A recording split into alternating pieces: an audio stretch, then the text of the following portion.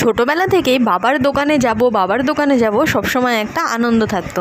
আর তাই জন্য আজ সন্ধ্যাবেলা চলে গেলাম বাবার দোকানে। আমার বাবার একটা ছোটোখাটো মিষ্টির দোকান আছে, আর এই দোকানেই বানানো হচ্ছিল তখন রসগোল্লা। আর কীভাবে বানালো সেটাই দেখে নাও। প্রথমে ছানাটাকে খুব ভালো করে মেখে নিল, আর তার সাথে দিল একটু এলাচির সেন্ট, আর তারপর আরও ভালো করে মেখে নিয়ে তারপরে এরকম গোলা গোলা করে নিল ছোট ছোট, আর তারপর এরকম গোল গোল করে পাকিয়ে নিল। এটা হচ্ছে আমার দাদা, আর ওইটাও হচ্ছে আরেকটা দাদা, রাজেশ দা। দুজনে মিলে বেশ ভালো করে পাকিয়ে নিয়ে তারপর দিয়ে দিল রসের মধ্যে দিয়ে অনেকক্ষণ ফোটাতে হবে, মোটামুটি 20 মিনিট মতন ফোটাতে হবে। আমাদের দোকানে যেহেতু কাঠের উনানে সব রকম মিষ্টি বানানো হয়, তাই জন্য সময়টা একটু বেশি লাগে। আর তারপর ফুটে যাওয়ার পর দাদা গরম গরম রসের মধ্যে দিয়ে তারপরে প্লাস্টিকে ভরে আমাকে দিল। আমি দোকানে বসে খাবো না বলে দাদা প্যাক করে দিল বাড়িতে।